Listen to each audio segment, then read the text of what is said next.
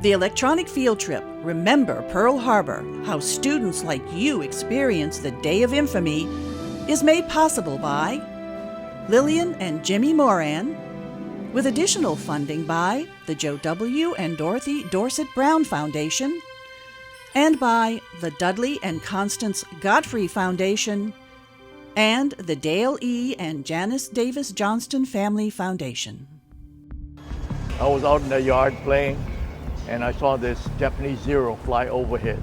Planes came over the treetop, and that's my first view, not knowing that was Japanese at all. You know, being an 11-year-old kid, seeing all the planes was something that was really exciting to me. I never saw so many. Planes were flying all over the sky. I was in the Navy, and what got our attention first was the noise that dive bombers were making coming down. So we all run out the front of the hangar and looked up. Didn't realize instantly that they were Japanese. When the Zero passed over, he went to Pearl. And of course, when they pulled on their dives, they could see the red circle on the wings. Then it was a matter of self-preservation, get under cover somewhere. I saw a big plume of smoke go up. Here it went up 200 feet. It was not black, it was red.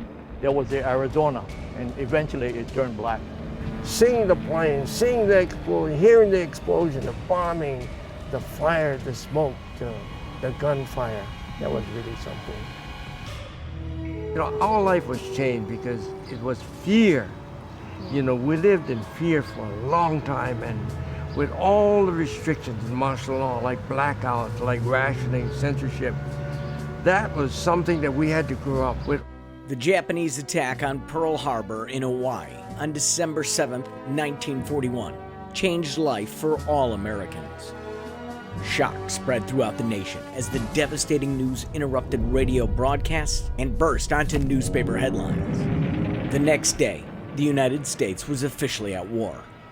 In this electronic field trip on the 75th anniversary of the Pearl Harbor attack, eyewitnesses and survivors explain to our student reporters and to all of you why we should remember Pearl Harbor.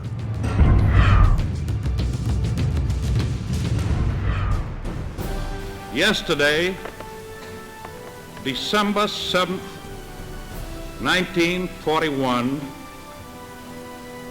a date which will live in infamy. President Franklin Roosevelt's call to duty and to war still echoes today at Pearl Harbor and throughout this country, especially here at the National World War II Museum in New Orleans. I'm Tom Gregory, and welcome to this electronic field trip where you'll have a chance to learn more about the Day of Infamy, which happened 75 years ago on December 7th, 1941, when Japan attacked the United States at Pearl Harbor. The attack brought the U.S. into World War II, changing the lives of all Americans. We're going to learn why Japan attacked Pearl Harbor, how Japan attacked Pearl Harbor, what happened after the attack, including what happened to students' lives, and where we can remember Pearl Harbor and continue to learn about its significance in American history. And we want to hear from you. You'll be able to send in your answers to the questions we ask, but first, you'll need to text WYES FIELD TRI 069 to 22333, and you'll be set up to send in your answers. You can also respond right on your computer on the page you're watching us right now. We'll also be answering your questions throughout this field trip. Email questions to fieldtrips@wyes.org. But now, let's check out some of the places we'll visit. We'll start off our adventure right here at the National World War II Museum in New Orleans, Louisiana. This museum tells the story of the American experience in the war that changed the world, why it was fought, how it was won, and what it means today. Next, we're traveling over 4,000 miles from New Orleans to the beautiful islands of Hawaii. Hawaii is made up of 8 volcanic islands. The big island is called Hawaii. But the island we're going to be talking about is Oahu, where the geography creates a great natural port for ships. Hawaii's position in the middle of the Pacific Ocean made it a perfect location for U.S. military bases, providing protection for our country and protecting American power across the world. The main military base? You guessed it, Pearl Harbor. To help us explore the attack on Pearl Harbor, let me introduce you to our two student reporters, Julia in Hawaii and Eliana here at the museum in New Orleans. Hi, I'm Julia at Pearl Harbor on the island of Oahu in Hawaii, which is where I live and go to school. I'm going to show you this historic site and others around the island in just a few minutes. I'm Eliana at the National World War II Museum in New Orleans, where we'll explore fascinating exhibits and artifacts. In addition to providing an in-depth look at artifacts and historic sites, Julia and Eliana are going to bring you to the scene of the attack and talk to people who experienced it, including some who were kids around your age on December 7th, 1941. They're also in charge of helping us answer those four important questions. Why did Japan attack Pearl Harbor? How did Japan attack Pearl Harbor? What happened after the attack? And where can we learn more about the attack today? But they can't do it alone. We'll need your input too. So be sure to text and email. You'll also have a chance to vote on what you'd like to explore both at the museum and in Hawaii. Right now, let's introduce the first poll question. It's about a vocabulary word we're going to be seeing several times today. What does the term propaganda mean? A traditional tall Japanese building. B, techniques for influencing someone's beliefs and behaviors. C, a way to make seeds grow more food. Or D, an opera about a singing panda. We'll check your responses in a few minutes. Now let's turn it over to Eliana, who is at the museum to answer the question, why did Japan attack Pearl Harbor?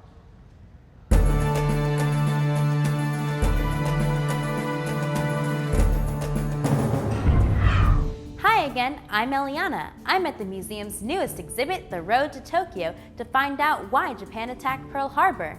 With me is museum educator Chrissy Gregg. Hey Ileana, thank you so much for being here with me today at the museum to learn a bit about this infamous day and how it impacted this entire world. Now, of course, we call World War II World War II for a reason, and it's because conflict spanned across this entire globe. And so, of course, I had to bring a giant globe with me to learn a little bit more about the geography of the war. Now, what we see on the globe right now, it's Asia and the South Pacific. So there's some countries we recognize today. We see China, Thailand, how about the Philippines? We see Indonesia, and of course, we see our main topic today, Japan. Now, if we go back 75 plus years ago, Japan wanted to become a more powerful country, but there were certain resources that they didn't have that prevented them from doing that. Look, it's a small country.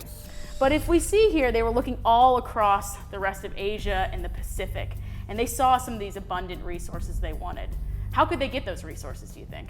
Trade? Yeah, they could trade, that was one way, but they also could do something else, invade these places where they saw all of these resources. So what I have here are actually flags. Flags of what country? Japan. Exactly, and so what we're gonna be doing is placing those flags in the areas Japan invaded. So first off, let's stick one on Manchuria up here. That was in 1931.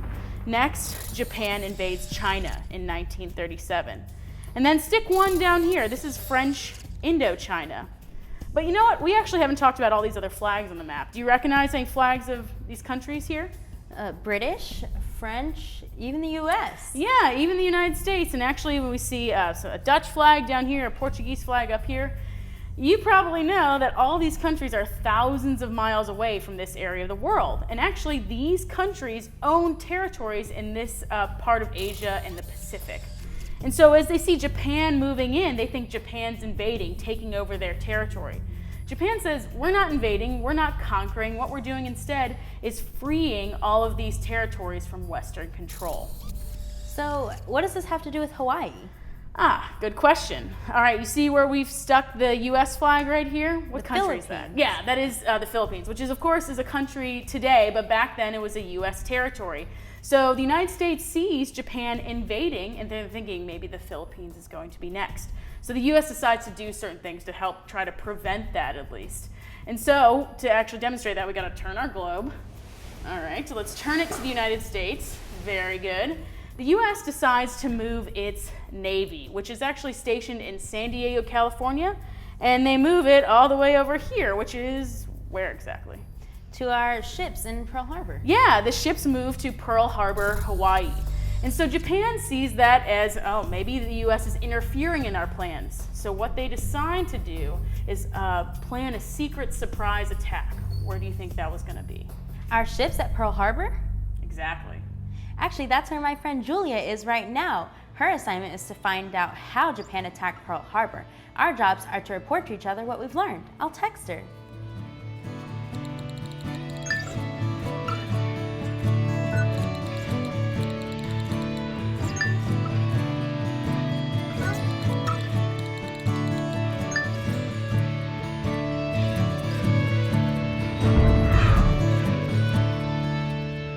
It looks like Eliana is sharing some details with Julia right now, and it looks like we've answered our first question. Why did the Japanese attack Pearl Harbor? To stop U.S. interference in its plans to conquer East Asia. Let's check on the answers to our very first poll question, and you voted overwhelmingly 86% that propaganda is a tool to influence beliefs and behaviors. Right now, I'm joined by Kenneth Hoffman, Director of Education at the museum, and it looks like he's holding a piece of Japanese propaganda to share with us. Welcome, Kenneth. Oh, well, hi, Tom. This is a reproduction or a copy of a piece of Japanese propaganda aimed at children. And you can see it shows a map here of East Asia, and there's Japan. And all these children are marching happily together, and they're led by a little Japanese boy. And it's to show that Japan is leading all the Asian children from the Philippines and Burma and Vietnam, and they're all happy being led by Japan, because that's what Japan wanted the world to believe. Smiling faces. Exactly, exactly. Powerful propaganda, but powerful images don't always mean they're the truth. Images don't always match what's really happening in the world. Right now, let's take a look at some student questions we received so far. Kenneth, we have a question from Joey D. in Ames, Iowa. Why did Japan want to take over the United States? Well, Joey, actually, thanks for the question, first of all. Japan did not want to take over the United States. The United States was very far away from Japan, and they really had no reason to want to do that. They didn't think they could. They wanted to stop the United States from interfering with their plans in Asia and the Pacific. So they figured if they knock out our ships at Pearl Harbor, then the United States won't be able to mess up their plans further over in Asia. Thanks for that answer, Kenneth. We have one more question from a viewer, and that is, why was Japan on the side of Germany in World War II? That's from Molly in Baton Rouge. Well, thanks, Molly, for that question. Japan and Germany had some things in common back in the 1930s and the early 1940s. In Germany, a lot of the Germans, especially the Nazis, felt that the Germans were the best kind of Europeans, and therefore they had the right to take over other countries. In Asia, a lot of people in Japan at that time, in the government and in the military, felt that the Japanese people were the best kind of Asian people, and they had the right to take over other Asian countries. So because they had those similar ideas, they were partners during the war. Thanks for that answer, Kenneth. Keep the questions coming. In our next poll, you, our student viewers, will be voting on where our story takes us next. In a minute, Julia, who's in Hawaii, will be trying to answer the question, how did the Japanese attack Pearl Harbor? But the question for you is, do you want to see A, a fully restored Japanese fighter plane from 1941, or B, the wreckage of a Japanese fighter plane that crashed during the attack? Text or click A or B. You only have about a minute to vote, so enter your decision now. And with that, let's see what Julia's up to in Hawaii.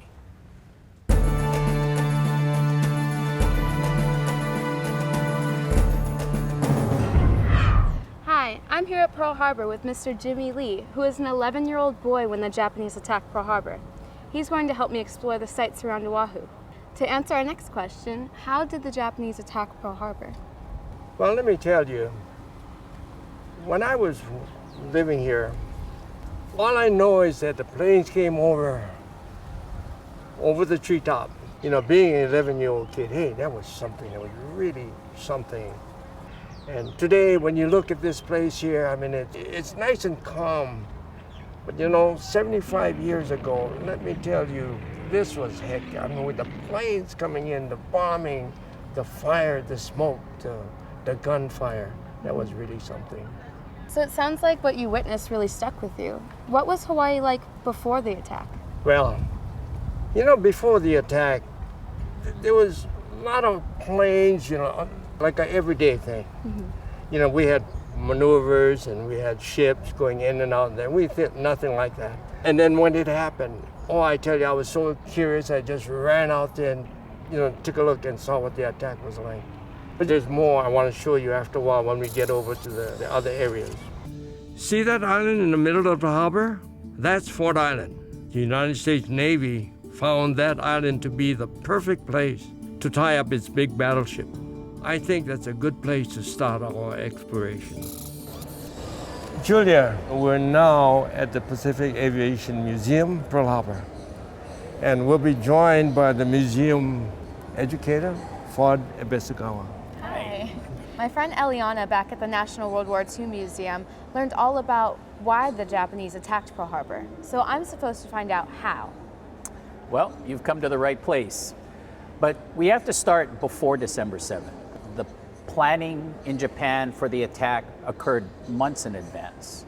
So why don't we learn more about the Japanese strategy? On November 26, 1941, 6 aircraft carriers left Japan, taking a route across the northern Pacific, headed for Hawaii, and the United States Pacific Fleet anchored there. By December 7th, the Japanese attack force was about 230 miles northwest of Hawaii. It was a Sunday morning when their attack began. Soon after sunrise, the first wave of Japanese planes took off from the decks of their aircraft carriers to begin their attack on Pearl Harbor. Many U.S. servicemen and residents on Oahu were just starting their day when the attack began without warning. You guys voted on what you wanted to see to tell the story further. Let's check out what you selected.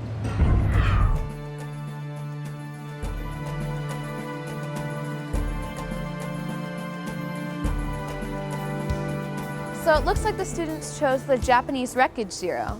Could you tell us what kind of plane this is? Well, was? Well, this is Mitsubishi Zero. Again, it was a fighter aircraft. This Zero was piloted by Airman First Class Shigenori Nishikaichi.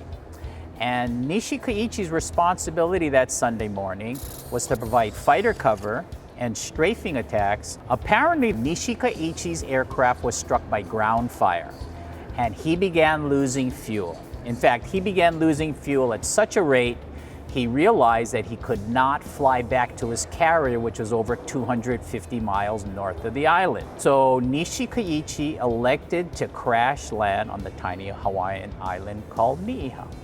Did the pilot survive? Nishikaichi did survive, and the native Hawaiian islanders that resided on the island, they had no idea what had just happened at Pearl Harbor. So they assumed that Nishikaichi was just a wayward pilot that just happened to crash land on their island. So when they helped him out of that aircraft, they literally treated him as a guest. In fact, they held a luau for him that evening. Wow. So what did he do with the plane afterwards that it looks like this? Well, because the Japanese Zero was a top secret aircraft, he did not want the aircraft to fall in enemy hands, the Americans. So Nishikaichi attempted to burn the aircraft. Wow. After a few days later, some of the Hawaiian Islanders were able to pick up on the radio what exactly happened at Pearl Harbor. So they kind of put 2 and 2 together and kind of figured Nishikaichi must be an enemy pilot. So they put him under guard. But Nishikaichi was able to obtain a handgun, and he literally tried to take over the island. Wow. And one of the Hawaiian Islanders that he attempted to take hostage defended himself and ultimately killed Nishikaichi. And military historians believe that this was one of the first land engagements between the United States and Japan on American soil. So Jimmy, do you remember seeing any of these kind of planes flying overhead? Oh yes, sure did. But you know, let's go outside where we can explain and see it a little better.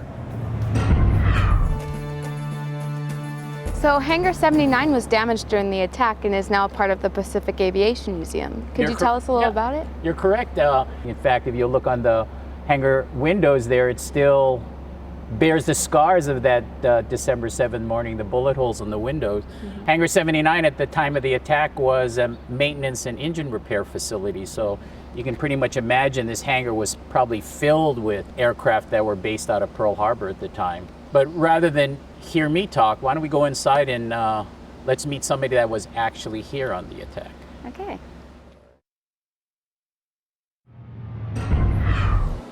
I'm so honored to be with all of you today. Thank you. Yeah, let me introduce these distinguished gentlemen. My immediate left is Eddie Young, Ian Burney, and Dick Girocco. So how did you guys feel when you saw all the planes flying overhead or the ships on fire? Like, how did that stick with you? I was 6.5 and had just started first grade. And I was out playing in the yard that Sunday morning, and I saw some airplanes, and we had never seen an airplane where we lived. My father was concerned when he heard the shells nearby, so he pushed me back in the house, and we listened to our old Philco tabletop radio, and there was a local radio personality named Webley Edwards who kept repeating, "This is the real McCoy, we are under attack. This is the real McCoy." It was a beautiful Sunday morning, and I got out of my house and grabbed my old hand-me-down bicycle, and I looked out in the sky, and all of a sudden I saw this Japanese Zero flying overhead. And my neighbor was next to me. I nudged him, and he was about 23 years old. I was 9, and I told him, "Mr. Milamai, that's a Japanese Zero, because we draw planes at school, and I know that's a Zero." And he said, "No, that's one of ours, Eddie." And finally he looked up and he saw the rising sun under the wings. And later, as I looked toward Pearl Harbor, when the Zero passed over, he went to Pearl, and I saw all the flak in the air. So I knew this was the real thing. In a few minutes, I saw a big plume of smoke go up, went up 200 feet. It was not black, it was red. That was the Arizona, and eventually it turned black. How about you? How did you feel? Well, to begin with, I was in the Navy, and I was in a squadron of PBY Catalina flying boats. We were based here on Ford Island in Hangar 54, which is the next one over from this one. What got our attention first was the noise the dive bombers were making coming down on our seaplane ramp. And we thought it was the Army Air Corps playing tricks on us. They used to come by on occasion and dive bomb us and drop flour sacks on us. So we all run out to front of the hangar and looked up. Didn't realize instantly that they were Japanese. Of course, when they released their bombs, they didn't look like flour sacks. And of course, when they pulled on their dives, they could see the red circle on the wings. Then it was a matter of self-preservation, get under cover somewhere. And there was no cover at all. So as luck would have it, they were putting a pipeline of some sort in out here between the hangars and the runway. And they hadn't put the pipe in it yet. So we all got in that, and basically we were practically underground. So basically what I remember the most was the noise and the concussions. After about an hour, everything stopped. Second wave come over after about 15, 20 minutes. So when that happened, back in the ditch for another hour. So was there any moment during that morning when you really realized that your life was going to be different? When nightfall came, then everyone in the neighborhood was shaking and being afraid that we don't know whether they landed troops or not. And there were rumors about paratroopers going up to the reservoir and putting poison in the water. So everybody started filling their bathtubs with drinking water. We were out of school for a couple of weeks, and I still have an ID issued by the territory on January 7th, 1942, which coincides with when I was fingerprinted and given an ID and issued a gas mask. And I carried that gas mask throughout the war. So thank you all so much for sharing your stories with me, and thank you for your service to the country. You're very welcome.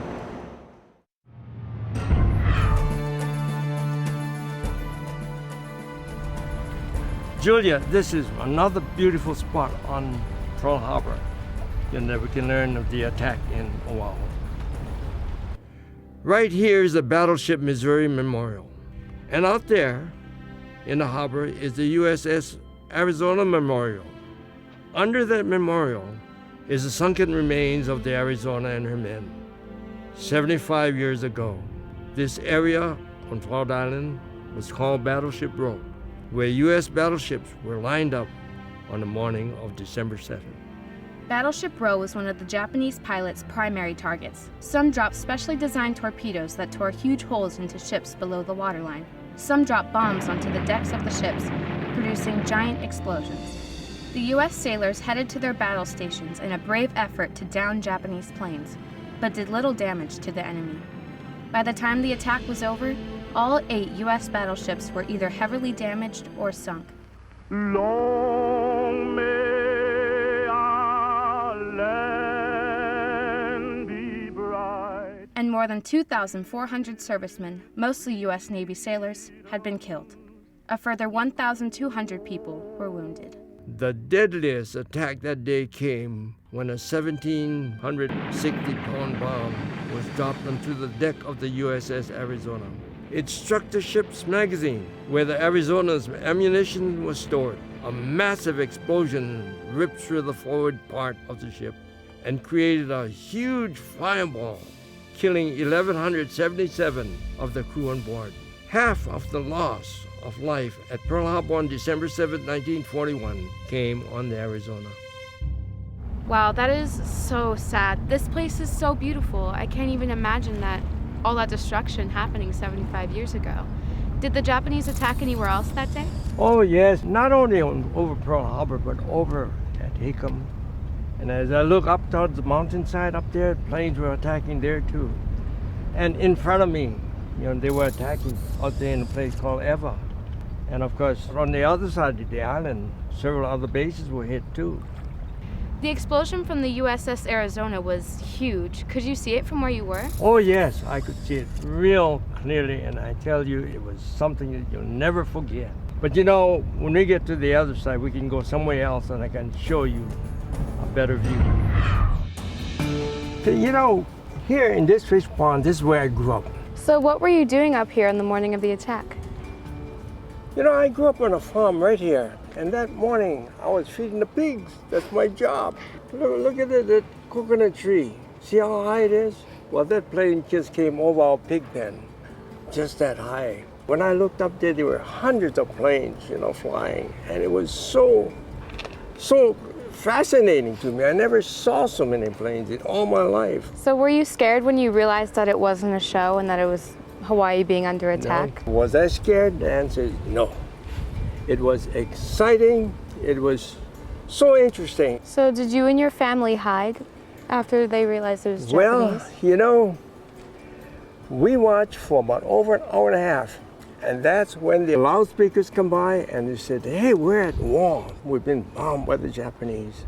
You know what we did? We took off up into the mountains up there, up in the valley, hid out in the caves. Then we came back home and the attack was over. Less than 3 hours was over. And one of the things that happened that afternoon, of course, was martial law came in effect. And with martial law, we had curfews, we had rationing and everything else. But then from that day on, it was fear. It was fear. Although Jimmy was unharmed, 68 civilians were killed during the attack. Neighborhoods like this one were damaged by enemy fire.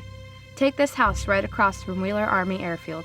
An off-target Japanese bomb landed right in their yard. The attack changed the lives of servicemen and women, as well as civilians at Pearl Harbor. I wonder if it had the same effect on Americans on the mainland. Let me text Eliana to see if she can find out for me.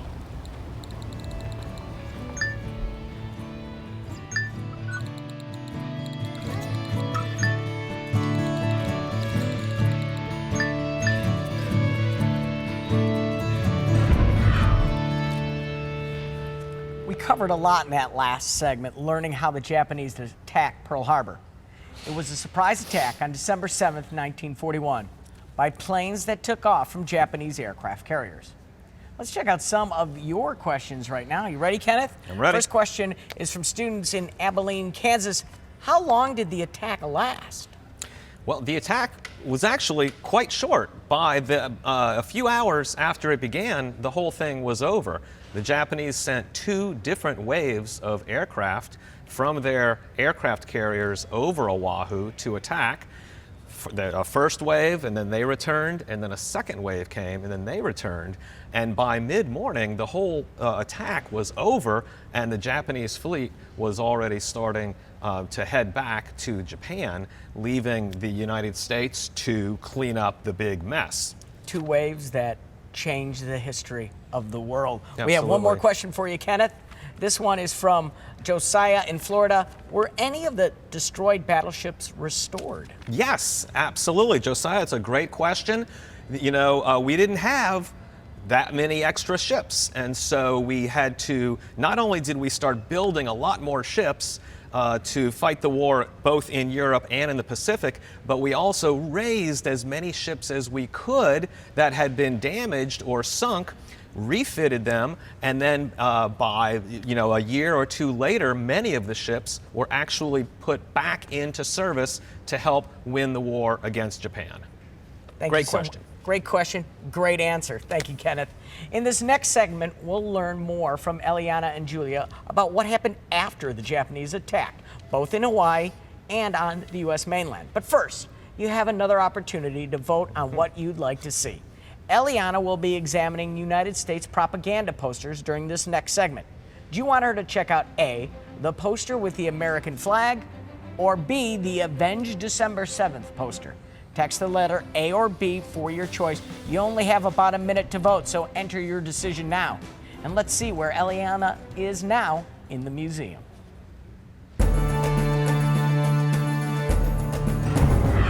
I'm back in New Orleans at the National World War II Museum in the Road to Tokyo galleries. Here we're looking at some artifacts Miss Chrissy pulled from the vault. Now, Julia told me that the attack devastated Hawaii, but did it have a larger effect on the United States?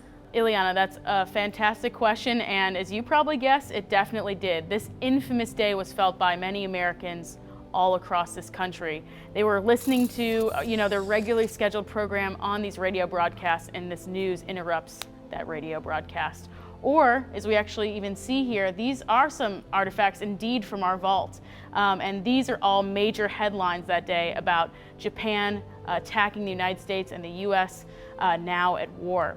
So here, closest to you, we see a newspaper from Chicago. Next to me is actually a newspaper from a small town, Hattiesburg, Mississippi. And of course, in the center here is a newspaper from New Orleans declaring that war. So something that Americans felt all across this country, that this day of infamy would live with many of them for the rest of their life.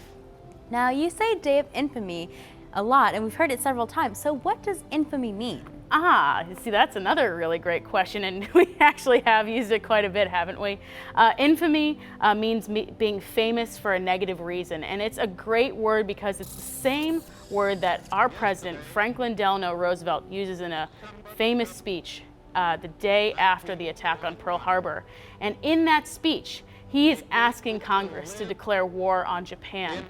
And actually, on the other side of you, we have a copy of that speech. Now, it's not the final speech. You can see there's some edits to it from Roosevelt himself.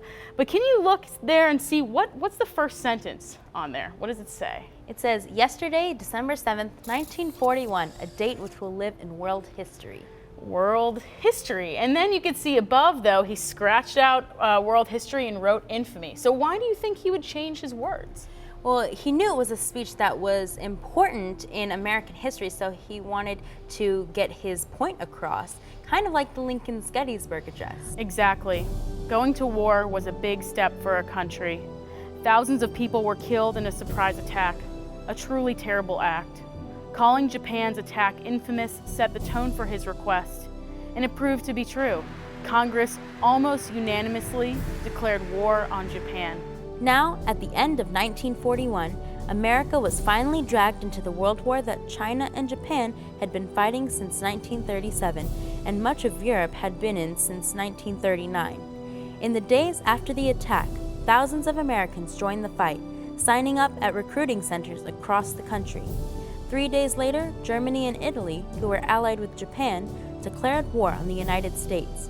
For the next 3.5 years, the U.S. would be committed to fighting and winning this global conflict.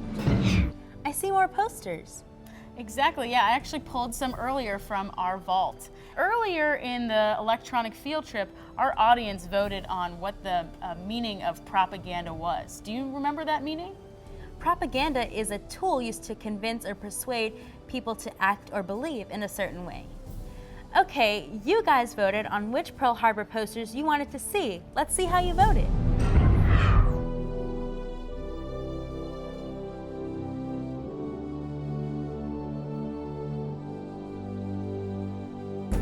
Well, it looks like the students chose option B. Oh, perfect. This is another great propaganda poster. And actually, you know what? I'm going to take the back seat here and let you be the historian. Tell me what you see in that poster there. Well, it's very dark and dramatic, and there seems to be a sailor with his fist up, like he's charging forward. And I think that's the USS Arizona exploding in the back. That's actually exactly right. And notice, if you take a closer look at that sailor there, his sleeve is all tattered. What do you think that might mean? Well, it could mean that he might have been in the attack, and he looks very determined. Yeah, very good. I think you're exactly right. Now, there's another really good vocabulary term in that poster. It says avenge December 7th. What do you think avenge means?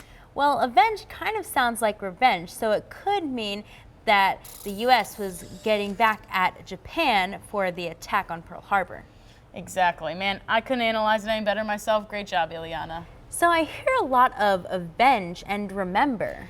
Yeah, you're exactly right to pick up on that. That was a common theme after the attack on Pearl Harbor. Posters actually like the one that we just analyzed were spread across towns, communities, and cities all throughout World War II.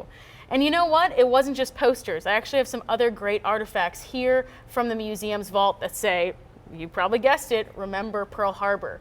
So as you can see here, we've got this really neat comic book that says Remember Pearl Harbor with Uncle Sam charging at Japan. There were also buttons and pins and trinkets. And so these sweetheart pins, which are actually pins given by those loved ones far away at home, from home at the war, they would send these to their loved ones here on the home front saying, I remember you and I miss you and I'm thinking about you. And so the common themes with those is remember Pearl Harbor, never forget. And you can see some of them are pretty elaborate and pretty beautiful. Wow, if the response was this great on the mainland, I wonder what it was like back in Hawaii. Let's see what Julia's up to.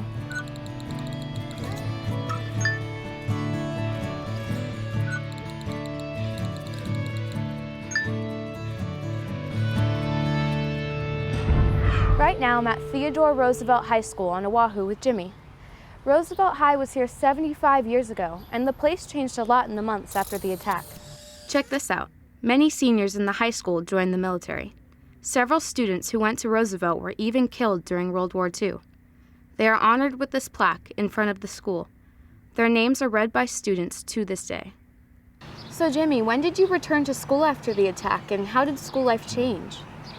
You know, I was not at this school before, but I went to a school called IAEA, and that's near my home. But, you know, right after the attack, the school was closed. It was used for a hospital. Wow. And therefore, I'm not sure exactly when I went back to school, but it was a long time. But during that time, you know, with martial law, I mean, we just lived in fear.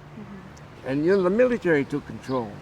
Yeah. And we had blackouts, we had rationing, we had censorship. And all the things that we used to do, you know, whether it was right, wrong, or indifferent, we had to do things the military way. And we lived like that for 3 years. Wow.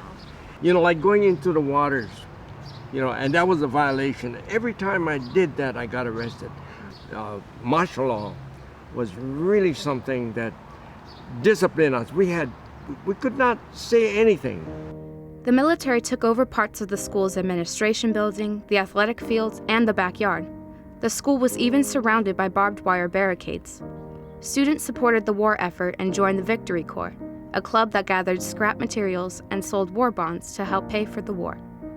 You know, Julia, the students here were so patriotic. And you know, this school here, the students, they raised almost over $160,000. you know, buying war bonds and stamps and working in the pineapple fields. So schools, especially here in Hawaii, dramatically changed after the attack. Not only did their physical appearance alter with barbed wire and barricades, but the students helped the war effort in ways that they could. Many even enlisted in the Army, Navy, and Marine Corps, some never coming back from the battlefronts. Eliana and Julia, thanks for your reporting. You answered our third question of what happened after the attack. The United States officially entered World War II, which would change the lives of many Americans, including students.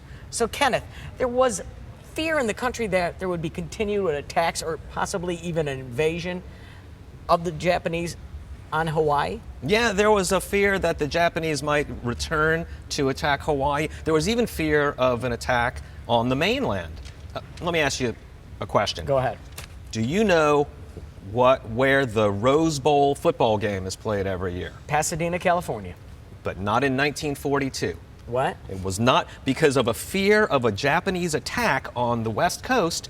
The government banned all large-scale public events. And the Rose Bowl was one of those public events. And so in 1940, so I'll tell you what, I have a copy of a ticket here. Wait, how could you have a ticket? The game was banned. Well, right? well, I'll tell you what, this is kind of small. Let me get my larger prop here. Here's an enlargement of this ticket, and you will see that it says that the game is transferred this year to Durham, North Carolina from Pasadena Rose Bowl in California. So the game was moved from the West Coast all the way to the East Coast just to avoid a possible attack by the Japanese. And it was moved to Durham because Duke University was in it. They were playing Oregon State. Oregon State. Now, I'm not going to tell you who won. You'll have to look it up. But don't look it up right now, eager beavers. We've got to take some audience questions. Kenneth, are you ready? I'm ready. I'm ready. Okay, here we go. Did Japan attack Hawaii again during the war? Japan did not attack Hawaii again during the war. Of course, Pearl Harbor was the surprise attack, but once we were in the war, we were set. We knew, we kept a watch out all the time, and we made sure that Hawaii was not attacked again, and the Japanese never got so far toward the United States that they were able to launch a major attack. There were a couple of small little attacks on the West Coast, tiny things, but nothing major. But that fear lasted throughout the entire war. The fear definitely lasted throughout the entire war with some important consequences. Let's take another question. How were Japanese American citizens treated after Pearl Harbor? That's from Matthew Lee. Well, Matthew, that's what I was just about to talk about. The fear of the Japanese led to the United States putting over 110,000 Japanese and Japanese Americans who lived on the West Coast in California, Oregon, and Washington State, putting them into internment camps throughout the rest of the war because of fear that they wouldn't be loyal to the United States and they would help Japan. So now, many decades later, it was the United States actually apologized for that move because we violated their civil rights. There was never any proof that they were disloyal to the United States. And so when we study history, we study about all the great things the United States did, but we also have to look at some of the mistakes we've made in the past. A mistake that they owned up to. Exactly. Let's take one more question. How did people in the United States help out the war effort after the attack? And that's from Sophie in Kenner, Louisiana. So, Sophie, thanks so much. Not too far from the museum in Kenner, Louisiana. Well, you heard Jimmy Lee talk about how the kids at the schools would go scrapping. And today, you do the same, but you recycle. It's the same thing, but scrapping was to collect things for the war effort. And so kids your age after school would go around their neighborhood and collect tires, old rubber things, old metal things, and they would turn them in to be melted down and turned into things for the war effort. So that's one way people helped. Another way is they bought war bonds, and that was giving the government money to pay for the war. And then the government would promise to pay you back after the war with a little extra. So it was an investment in victory and an investment for yourself.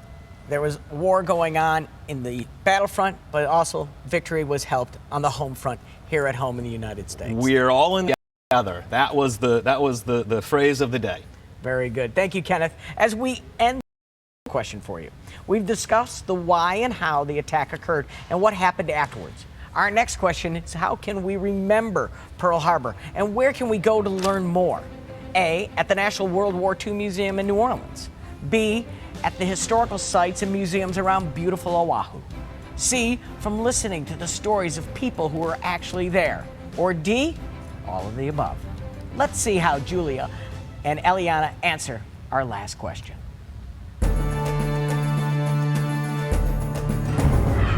We have visited several locations to tell the story of Pearl Harbor. Now there's only 2 more that we need to see. We are here at National Memorial Cemetery of the Pacific, known as Punch Bowl. It is one of the most beautiful spots on Oahu, situated in an ancient volcanic crater high above Hawaii's capital, Honolulu. We're now, near the graves of Ensign Louis Stockdale, as well as his chief, Vernon Luke. Both men died on December 7, 1941, with 427 other sailors when the battleship USS Oklahoma was torpedoed and sank in the harbor. Their remains were brought here and buried in graves marked unknown. But I don't understand. These graves have names on them. How did they identify them? Well, just recently, they were able to identify them through the DNA process. The Defense POWMIA Accountability Agency believes that 80% of the unknown remains from the USS Oklahoma can be identified within 5 years. Lewis and Vernon's families chose to have them reburied at Punch Bowl with their own graves. Even 75 years after the attack, we're learning and making new history about that infamous day. So why do you think it's important that we remember these victims from so long ago? Oh, it's very important that we do, because we got to remember the names of all those people that sacrificed their lives, during World War II. Julia, there's one more place that we got to go. We saw it at a distance the other day, but we got to visit the USS Arizona Memorial.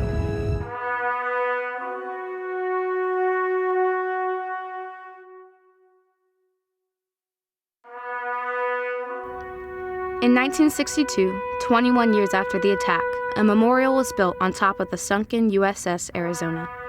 The remains of approximately 900 sailors still rest inside. More than 1 million people from around the world visit this site every year, many of them from Japan, to pay their respects to those who died in the attack and to learn more about World War II history. You know this is a special place for reflection and contemplation as soon as you step onto the platform. The ship is visible while standing on the memorial, and oil still leaks from the ship to this day. The shrine marks and remembers the 1,177 servicemen lost on the ship on that day of infamy.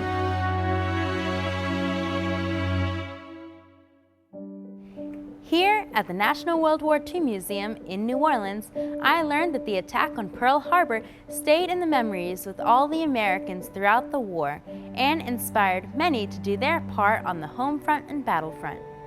In World War II, the United States faced a tough adversary in Japan.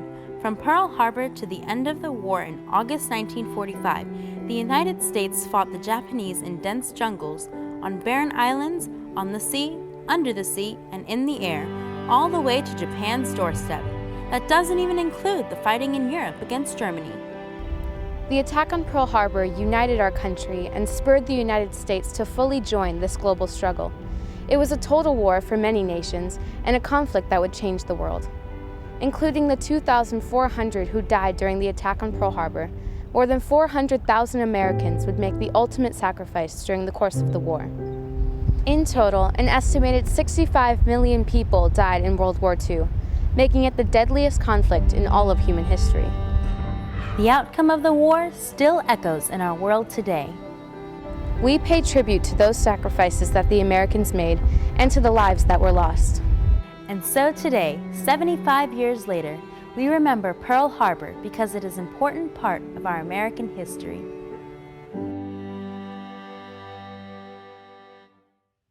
Thank you, Eliana and Julia. Great reporting, and a big thank you to Mr. Jimmy Lee, too. Such an amazing man. Now let's take a look at our last poll results. Just about everyone got it right. There are so many places to continue learning about Pearl Harbor. Congratulations to the 88%.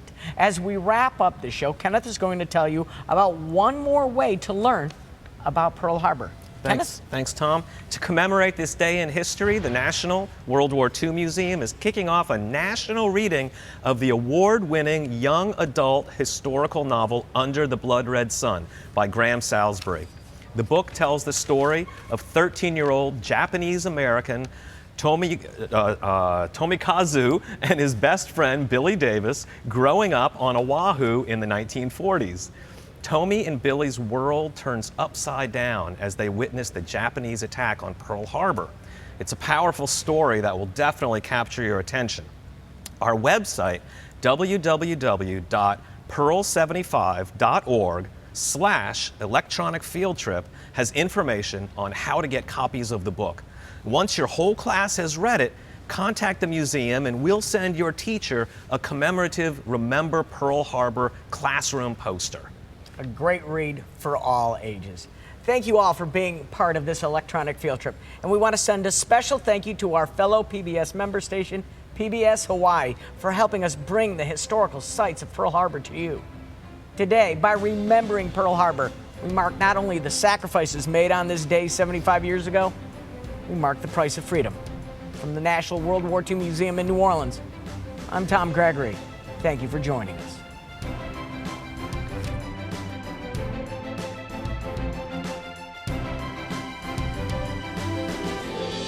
The electronic field trip, Remember Pearl Harbor, how students like you experience the Day of Infamy, is made possible by Lillian and Jimmy Moran, with additional funding by the Joe W. and Dorothy Dorset Brown Foundation, and by the Dudley and Constance Godfrey Foundation, and the Dale E. and Janice Davis Johnston Family Foundation.